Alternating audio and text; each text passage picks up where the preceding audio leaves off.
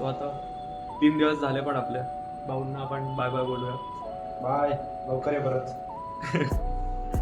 आता बहुतेक ही room may be यांची एवढी छान रूम आहे, कदाचित हा लास्ट व्हिडिओ पण असू शकतो हा रूम मधला, काय माहिती. Let's hope for the best. एकदम सगळ्यांना मेमोरेबल झाली, बट स्टील खूप मजा आली.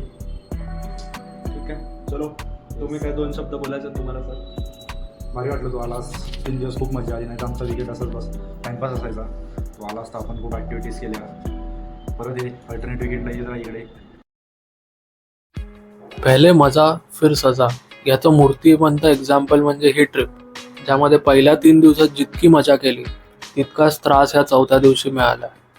सकाळपासून लाईट नसल्यामुळे बऱ्याच फूड आउटलेट्समध्ये काहीच प्रिपरेशनच नव्हतं फूडचं, त्यामुळे 4-5 ठिकाणं फिरल्यानंतर कुठेतरी जाऊन खायला मिळालं. तेच बस मिळवण्यासाठी पण लिटरली 1-1.5 तास गेला. पण लोणावळ्याची सिनिक ब्युटी आणि फूड कोर्टवरचं हे निसर्गरम्य वातावरण हे जरा रिलॅक्सिंग वेमध्ये एन्जॉय केलं. बट एन्जॉयमेंट काय जास्त वेळ थोडी राहणार होती, कारण मुंबईमध्ये मी शिरणार होतो आणि ट्रॅफिक तर मंडेच्या पीक आवर्समधलं होतं, त्यात हा पाऊस. सो हॉरिबल 2 तास एक्स्ट्राच गेले माझे. आणि मी हब मॉलला उतरतो, म्हणजे मृणालताई गोरेच्या इथलं कॉर्पोरेट पार्क.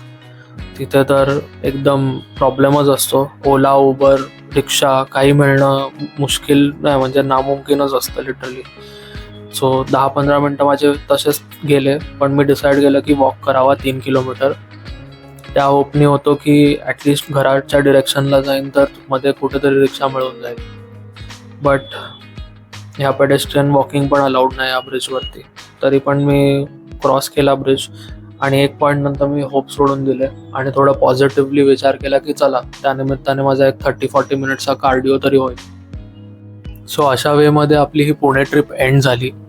तुम्ही जर पहिले 3 पार्ट्स नसतील बघितले तर नक्की जाऊन बघा, कारण खूप मजा मस्ती केली आहे. व्हिडिओ आवडला असेल तर लाईक करा, सबस्क्राईब करा, कारण बरेच अजून भरपूर कॉन्टेंट येणार आहे. सो आतुरतेने त्याची वाट पण पहा. मला कमेंटमध्ये सांगा की कुठे इम्प्रूव्ह करू शकतो, काय काय अजून सजेशन्स असतील तर नक्की सांगा. बाकी till then, thank you so much. जय हिंद.